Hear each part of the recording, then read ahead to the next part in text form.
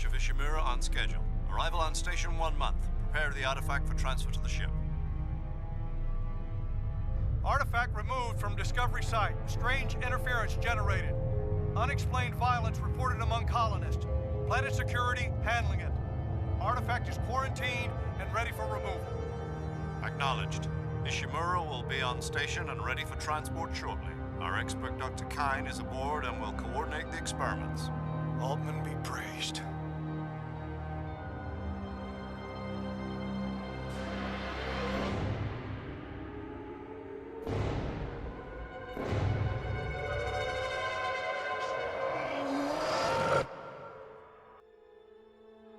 In Dead Space, the Ishimura represents much more than a ship. It was considered a symbol of mankind's innovation.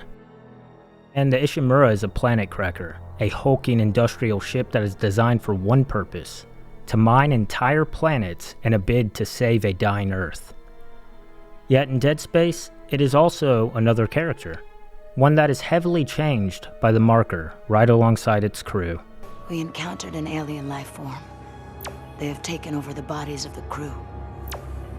The colony was lost. My team is dead. The Ishimura is under their control. From the outside, the Ishimura looks like an upturned corpse of a dead animal. Metal plating juts out all around like the bones of a ribcage that is exposed to the elements. This metal plating design was also the inspiration for the metal slats on Isaac's suit and faceplate. At the start of the game, the Ishimura appears normal enough, but as the game progresses into a nightmare, the ship undergoes a hellish transformation. What was once a bastion of human ingenuity transforms into a grotesque, undead reflection of its former glory. I know this isn't how you wanted to hear from me, but I didn't know who else to trust.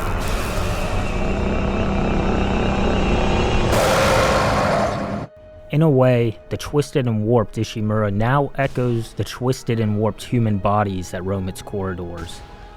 And the Ishimura really can be seen as another character in the game. And just like every character in Dead Space, they become warped in some way by the marker.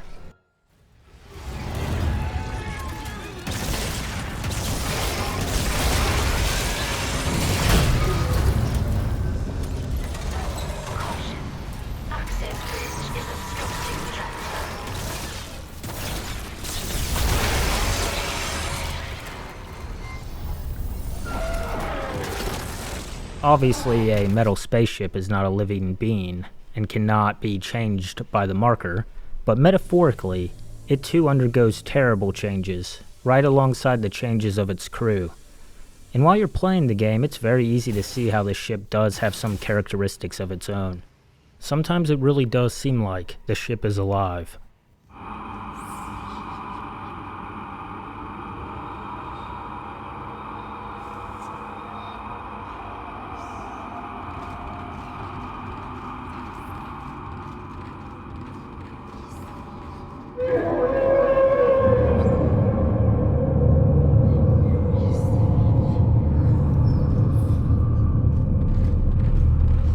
Huge moving parts help add to this feeling of the ship being a living being. Decontamination sequence activated. Please stand by.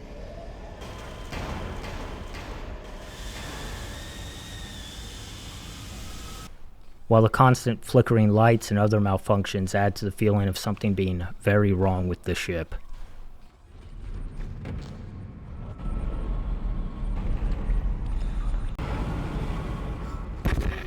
Isaac, make us whole again. And part of the fun of Dead Space is the psychological aspect of the horror. For example, in this clip here, behind the video call, you can see a monitor on the wall displaying alien symbols. Is the ship actually showing these symbols on the screen? Or is it all in Isaac's head? In this room here, the monitors display connection lost on the screen. Then later on in the game, if you come back to this area, you can see the monitors have changed to show an alien language and an image of the marker. Is this all just in Isaac's head? I think it probably is. On this monitor you can see it says life support.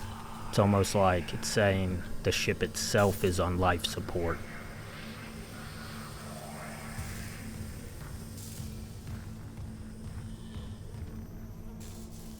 There are times when you hear metal groaning, mixed in with human screams off in the distance, and in a way it's almost like it is the ship itself screaming.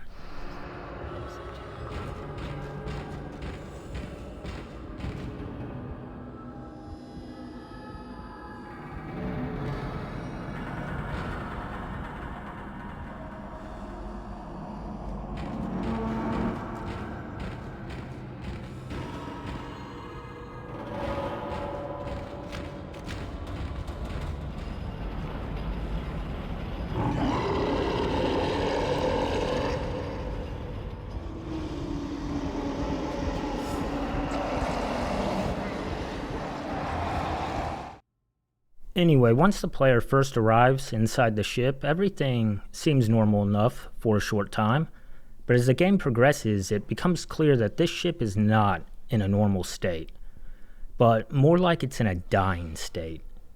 This is actually pointed out in the very opening of the game when Isaac says, "We should be able to see some running lights." Pop the cork. Why is it so dark? We should be able to see our running lights. Yeah. I'll get us into hailing range. Someone's got to be waiting up for us. Like the ship is just sitting dead out here in space. It's also common for people to associate the death of others with phrases like the light going out from one's eyes. And although not quite apparent yet at the start of the game, the Ishimura is in the process of dying, and it too goes through terrible necromorphic changes.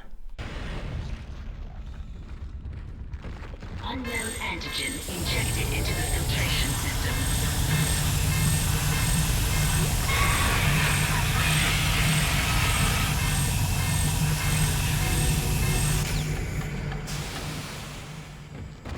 Damn it.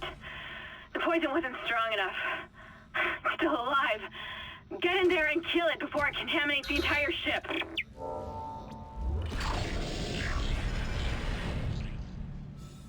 Entering zero gravity.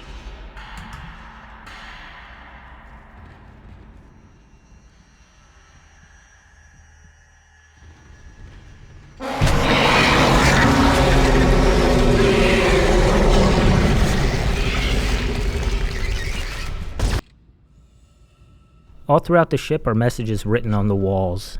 Early in the game, the writings are in English, and there's even sometimes some Japanese mixed in with the English. And a lot of these messages are really creepy.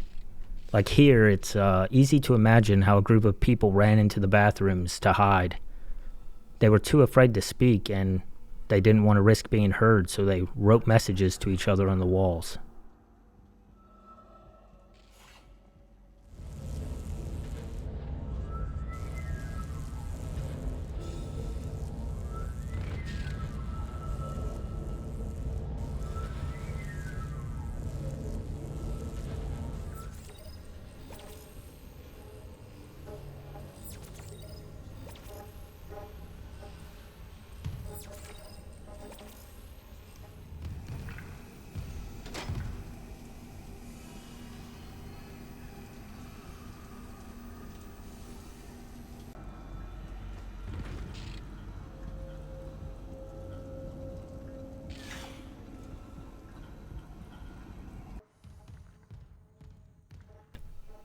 The writing on the walls that at the start of the game was in English becomes crazier and crazier as the game goes on.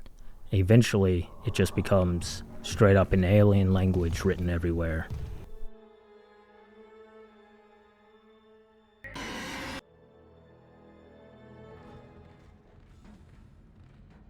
And here you can find this message written in blood that says, "Don't believe their lies." And this is actually a way to decode the alien language written on the walls. That's right, the alien language written all over the ship is actually a real language made up by the developers. And you can actually use this cipher here to figure out what is written. That's pretty fucking cool. And in nearly every room of the Ishimura, you can find some sort of writing on the wall. This one here says, "I don't want to die." And it's just things like this that just add so much to the environmental storytelling and also helping the ship feel like it's a character. Oh, it looks like he died. But as the player progresses further and further into the game, it's not just the writings on the wall that become more and more insane. It's the environment, it's everything. It's like the ship itself is becoming more and more insane.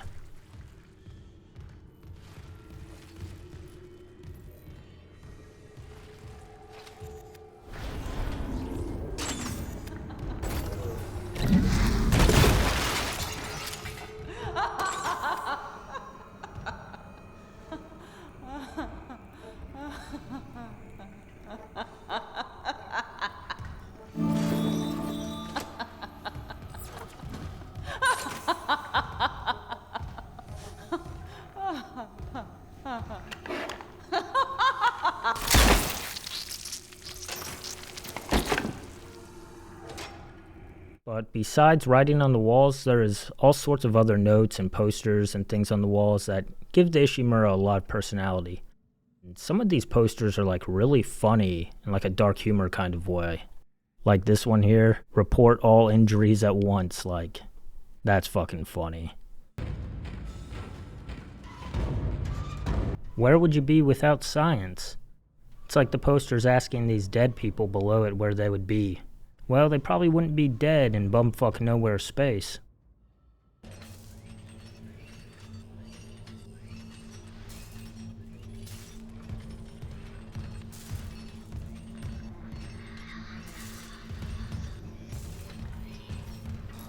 Here, a note on the wall reads, "We have run out of body bags." And the other note scribbled says, "We need more people here." I really like this one here. You find this poster that says, "Your safety is in your hands." And it shows some hands, you see it. And the player goes down here, down this corridor, and you find a bunch of severed arms just laid out in a circle. It's kind of funny because of that safety poster, but then it's also kind of cool because it's like saying, these arms severed off in a circle, it's like it's saying, "Make us whole." We can't be having any of that, so yeah, fuck that. After a while, the entire ship is starting to become coated in some sort of strange biomass. You can find audio logs and text logs describing this strange mass. And eventually, with massive tentacles and veins and growths everywhere, it does start to seem like the ship has turned into one giant necromorph. Entering vacuum. Entering zero gravity.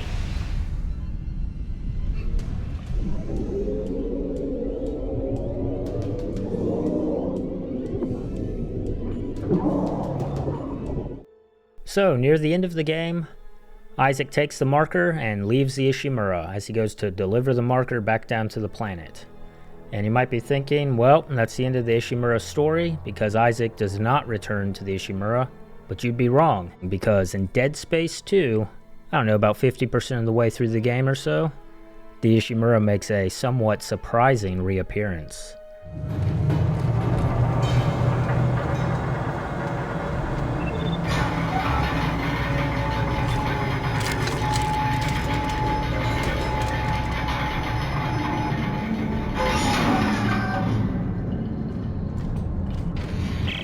Ellie, I'm in.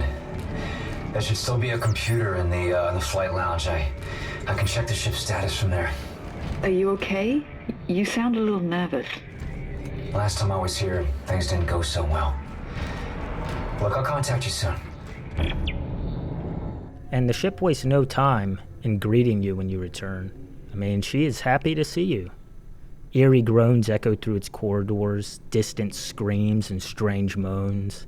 You know, I was actually pretty glad to see the old Ishimura too. It's like getting home after being away for a week and finally getting to sleep in your own bed. It just was really comforting. Once you enter the corridors, you can see the ship has been in the process of being wiped clean and decontaminated. White plastic sheeting drapes over surfaces like bandages, giving the impression that the ship itself is wounded and undergoing a painful healing process. While most of the blood has been scrubbed away, the bodies are nowhere to be seen. The sterile cleanliness of the place only serves to amplify the underlying sense of dread.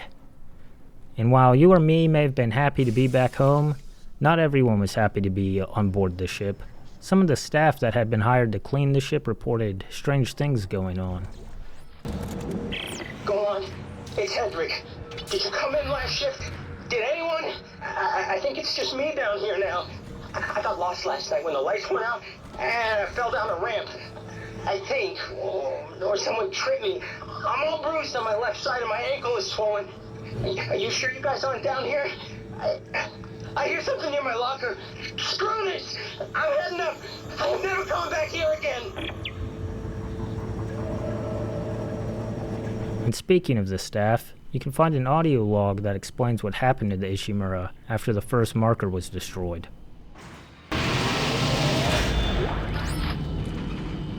Dr. Heidi Latchford, Research Summary Organic Material Analysis. There are several shocking findings relating to the sludge-like material found throughout the Ishimura. First, it is human DNA. Second, and far more disturbing, it reanimates in the presence of a marker signal. The only conclusion we can come to is that the entire Ishimura crew was infected and reconstructed and then fell into a soupy DNA sludge when the Aegis 7 marker was destroyed. And now that you're back on board the ship with the new marker nearby and this fresh necromorph outbreak, it all just seems to have breathed some sort of necromorphic life back into the ship. Or should I say, necromorphic death.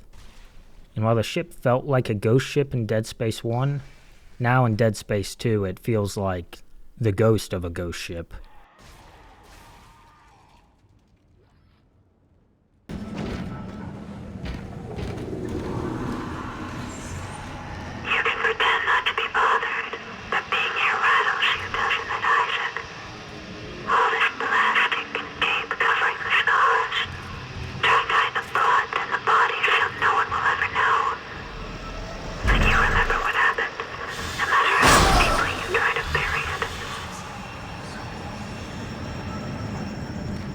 Once again, at times, the ship seems to have a mind of its own.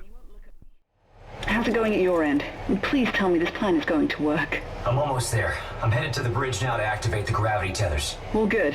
They're swarming in through a hole in the medical deck. At least you won't have to go through there.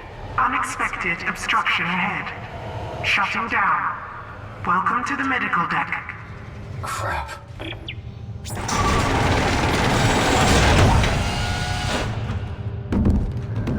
And what's interesting is, as you travel the ship, you are reminded of moments and areas that scared the fuck out of you in Dead Space 1. So it's not just Isaac having to relive these moments, but the player as well.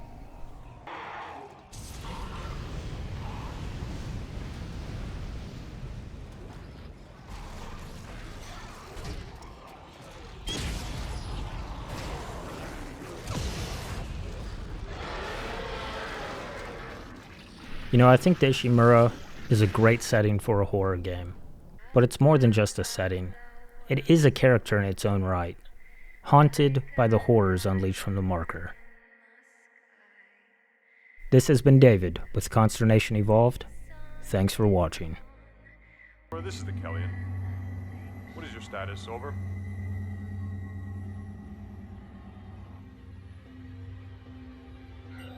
Ishimura, come in. Over. Is anybody there?